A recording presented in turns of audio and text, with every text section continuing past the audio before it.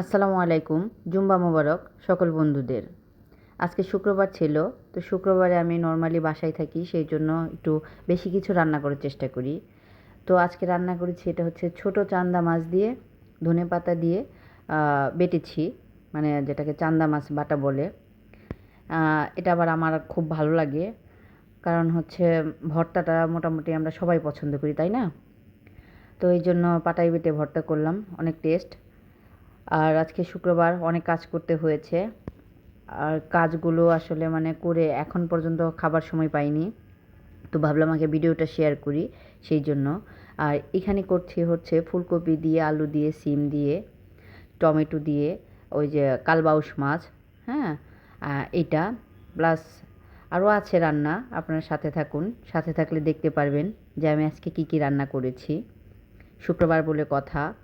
আর রান্না করতে আমার অনেক ভালো লাগে, মানে রান্না করতে আমি এতটা পছন্দ করি, মানে বলার বাহিরে। শত ব্যস্ততার মধ্যেও আমার রান্না কাজটা অনেক ভালো লাগে, কারণ মেয়ে মানুষ, রান্না করব না কি করব, যত কিছুই করি না কেন রান্না তো করতে হবেই।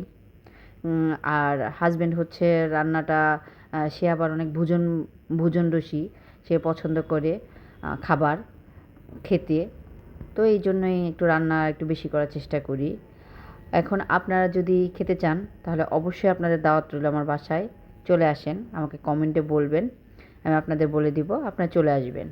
এইটা হচ্ছে কলিজা ভুনা, গরুর কলিজা। এইটাও ও খুব পছন্দ করে, তো ওর জন্য বেসিক্যালি রান্না করা।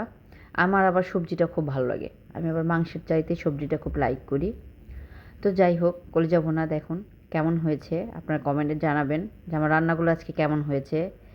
স্পেশাল দিন, স্পেশাল খাবার, শুক্রবারটা তো আমাদের জন্য স্পেশাল, তাই না?